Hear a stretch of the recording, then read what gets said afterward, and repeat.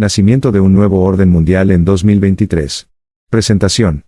Glenn T. Martin. En marzo de 2023 estamos presenciando nada menos que el posible nacimiento de un nuevo orden mundial.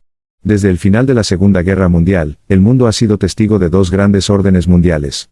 Desde la Segunda Guerra Mundial hasta el colapso de la Unión Soviética fue la Guerra Fría. En esta guerra, la clase dominante capitalista que abarca en gran parte a los Estados Unidos, Europa Occidental y Japón, luchó por mantener su posición de dominio contra una ideología neomarxista que pretendía liberar a los pueblos de la tierra a través del comunismo tal como lo entienden los ideólogos en el centro de la guerra.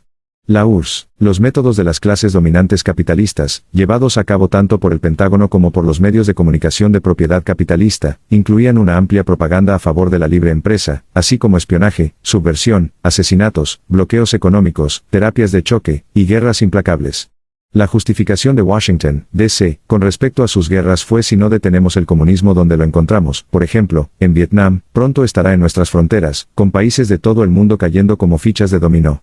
Fue un choque de ideologías entre superpotencias, con muy poco razonamiento reflexivo, pero la Unión Soviética colapsó a fines de la década de 1980 y la URSS se desintegró, dejando atrás a Rusia y varias repúblicas pequeñas e independientes. Con este evento entramos en la era postsoviética en la que Occidente declaró la victoria de la libertad y el libre mercado sobre el comunismo y la tiranía. Nunca se mencionó la tiranía en curso de la dominación capitalista. En lo profundo de las entrañas del Pentágono, la idea era clara: con la desaparición del principal impedimento para la dominación global por parte de Occidente, Occidente estaba ahora en condiciones de solidificar su control de hierro sobre todo el planeta. En 1995, traje al famoso analista político Noam Chomsky a mi universidad como orador principal. En su discurso, declaró que el imperialismo del imperio estadounidense se tambalea porque ya no tiene un enemigo ideológico que pueda justificar sus subversiones, invasiones y guerras en nombre del capitalismo. Chomsky dijo que estaban buscando un nuevo enemigo implacable para justificar el imperio. Para 1995, el sistema de propaganda se enfocaba en la guerra contra las drogas, pero esto, dijo, no era suficiente para justificar un imperio global. Les tomó otros 6 años después de que Chomsky hiciera estas predicciones para que tuvieran éxito. En 1998, varios ideólogos prominentes de la derecha neoconservadora de la dominación global estadounidense desarrollaron una doctrina titulada Proyecto para el Nuevo Siglo Estadounidense. Ellos predijeron que, con un gran aumento en sus capacidades militares llamado dominio de espectro completo, el siglo XXI vería al mundo entero subordinado al imperio. El documento, al que se puede acceder en línea, también afirma que el pueblo estadounidense nunca aceptaría un proyecto de este tipo a menos que hubiera un ataque directo en suelo estadounidense, un nuevo Pearl Harbor. Por un milagro del destino, solo un año después de que muchos de los signatarios de este documento se convirtieran en altos funcionarios de la administración del presidente George W. Bush, ocurrieron los ataques del 11 de septiembre, y el pueblo estadounidense estaba listo para la expansión militar y las represalias. El proceso comenzó: Afganistán fue invadido en 2001, Irak fue invadido en 2003, Irán fue bloqueado, los intentos de derrocar al gobierno sirio continuaron, Libia fue destruida en 2011, Venezuela fue golpeada con aplastantes sanciones económicas, las llamadas revoluciones de color fueron fomentadas dentro de todas las naciones de la antigua Unión Soviética.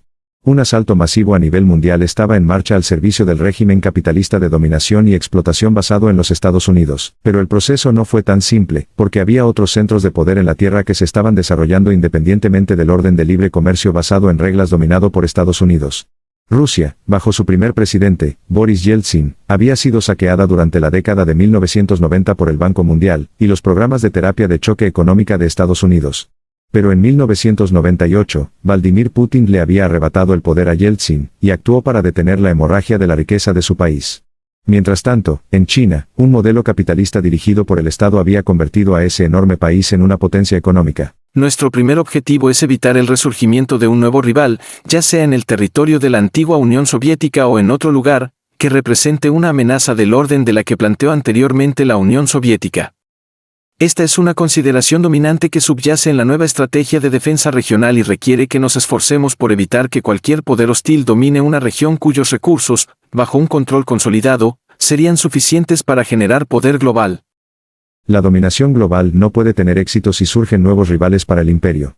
Los objetivos de la política exterior de Estados Unidos deben centrarse en socavar el ascenso de Rusia y China a potencias mundiales capaces de desafiar al imperio.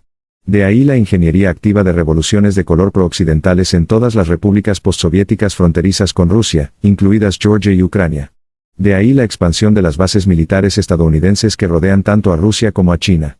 De ahí la inclusión de cada vez más países europeos en una alianza militar de la OTAN hostil a Rusia.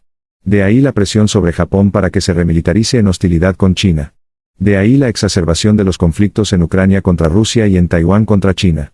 Una ideología de superpotencia que subvierte una posible racionalidad pragmática global emergente. Los planificadores del imperio en las profundidades del Pentágono combinan una internalización completa de la mitología del excepcionalismo estadounidense con la autoglorificación mesiánica, y suposiciones simplistas de que todos los problemas pueden resolverse mediante una combinación de militarismo e ideología propagandística.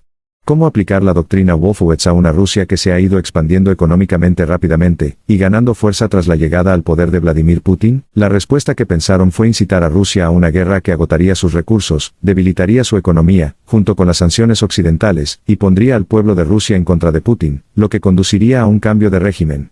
Un segundo beneficio de tal guerra sería poner fin a la creciente integración económica entre Rusia y Europa Occidental, una integración que se centró en el suministro de gas natural económico a Alemania y Europa.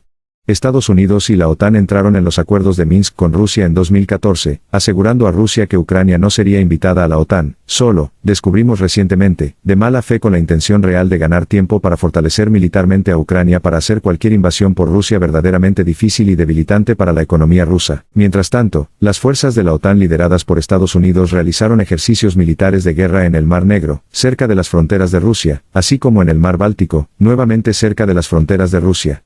Como se sabe ampliamente, Estados Unidos diseñó un golpe de Estado en 2014, derrocando a un presidente amigo de Rusia en Ucrania, y reemplazándolo con un régimen neonazi vitriólicamente hostil a todo lo ruso, y participando en ataques militares activos contra las poblaciones de habla rusa de este de Ucrania. La invasión anticipada tuvo lugar en febrero de 2022 y la guerra continúa hasta el presente. Sin embargo, las consecuencias han sido muy opuestas a lo que anticiparon los ideólogos del Pentágono. Es cierto que la integración económica de Europa con Rusia se ha roto, y el gas natural ha dejado de llegar en gran medida. Con la voladura de los gasoductos Nord Stream que llevan gas natural de Rusia a Alemania, esta ruptura es bastante severa. El periodista de investigación Seymour Hersh ha demostrado que es casi seguro que Estados Unidos estuvo detrás de estas explosiones de oleoductos. Ahí es donde estamos hoy, y ¿cuáles han sido las consecuencias hasta ahora? 1. Los precios de la energía en Europa se han disparado y la gente de Europa, a diferencia de sus líderes que son lacayos del imperio de los Estados Unidos, están enojados con los Estados Unidos por su continuo sufrimiento y continuo empobrecimiento. 2. A pesar de la interminable propaganda de los medios capitalistas occidentales que afirman que Ucrania está saliendo victoriosa, Rusia está ganando esta guerra y las consecuencias serán inmensas para el pueblo de Ucrania en términos de pérdida de tierras, pérdida de autonomía, economía arruinada y cientos de miles de vidas perdidas y millones de desplazados. 3. La economía de Rusia ha estado floreciendo y creciendo. Su exportación de gas solo ha cambiado de dirección, y continúa aumentando sus ventas principalmente a Irán, India y China. 4. Las capacidades militares de Rusia también han aumentado con 300.000 soldados recién entrenados, y una producción militar en expansión totalmente capaz de llevar a cabo esta guerra. 5. La mayoría de las naciones del mundo no han condenado la invasión de Rusia, y se resisten a los intentos de Estados Unidos de obligarlos a hacerlo. 6. Rusia se ha vuelto hacia el este tanto económica como políticamente, y su solidaridad con China se ha fortalecido en oposición a la hegemonía imperial estadounidense. Este tercer sistema mundial posterior a la Segunda Guerra Mundial se ha estado gestando durante algún tiempo a través de organizaciones internacionales como los BRICS, compuesto por Brasil, Rusia, India, China y Sudáfrica, y la Organización de Cooperación de Shanghái, SCO, compuesta por Kazajstán, China, Kirguistán, Rusia, Tayikistán, Uzbekistán, India y Pakistán. Estas son organizaciones comerciales que incluyen el desarrollo no solo de una mayor integración económica, sino también acuerdos para comerciar sin requerir el dólar estadounidense o el euro como monedas comerciales internacionales. La racionalidad es pragmática, más que ideológica. El presidente chino, Xi Jinping, estuvo recientemente en Rusia durante 3 días en reuniones con el presidente ruso, Vladimir Putin. El resultado incluyó importantes acuerdos de colaboración militar, estratégica y de mayor integración económica, así como un plan de paz para Ucrania, rechazado sumariamente por Estados Unidos. Su objetivo común es la integración económica de Eurasia, y si Europa Occidental quiere beneficiarse de esto, están invitados, para disgusto de los Estados Unidos. Xi Jinping había negociado recientemente un reproche entre Arabia Saudita e Irán, y China se ha dado a conocer en África y América Latina por ofrecer mejores condiciones para la colaboración, y los préstamos para el desarrollo que las que ofrecen el capitalismo estadounidense, el Banco Mundial y el Fondo Monetario Internacional, FMI. Algunos informes mencionan que Rusia también ha perdonado recientemente unos $2.000 millones en préstamos para las naciones africanas. Parece que la integración económica mundial y el liderazgo se están trasladando a Rusia y China. Sus métodos no implican forzar el capitalismo de libre mercado en las gargantas de las naciones con la amenaza de sanciones, golpes de Estado o invasiones para aquellas naciones que resistan. Afirman un mundo integrado económicamente multipolar basado en las leyes internacionales de la ONU. Y las naciones del mundo están respondiendo.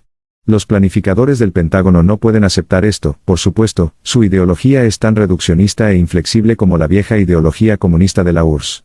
Pueden responder con una guerra nuclear, y destruir todo al servicio de su locura. Sin embargo, la estratagema de usar la guerra de Ucrania para debilitar a Rusia bajo la doctrina Wolfowitz ha tenido resultados opuestos. Estados Unidos ha perdido prestigio y credibilidad en todo el mundo. Rusia y China se han fortalecido como líderes hacia un nuevo mundo centrado en la integración económica de Eurasia. Cualquiera que sea el liderazgo moral que el imperio pudo haber reclamado alguna vez mientras supuestamente defendía la democracia y la libertad del brutal comunismo totalitario bajo la URSS, ahora se ha disipado, ya que un imperio moribundo ha recurrido cada vez más a la violencia para defender su sistema de explotación y dominación económica global. Este mes, se selló el trato entre Putin y Xi Jinping. Ha comenzado una nueva era. Esta nueva era no resolverá nuestros problemas globales más fundamentales, como el militarismo, la guerra y el colapso ambiental. Pero puede hacer posible una racionalidad pragmática globalizada en los asuntos internacionales, en lugar de ideologías sin sentido. Si el mundo adopta el uso de la razón, pronto podrá considerar una cuarta era, que seguirá rápidamente a la era multipolar de la integración económica. La cuarta era significará la ratificación de la Constitución Mundial de la Federación de la Tierra, que pondrá fin a la guerra por completo, protegerá los derechos humanos universales, establecerá el Estado de Derecho democrático para todas las naciones y ciudadanos, y protegerá verdaderamente nuestro medio ambiente planetario en peligro. Un sistema mundial verdaderamente racional y justo entrará finalmente en los asuntos humanos. La Federación de la Tierra y el Parlamento Mundial.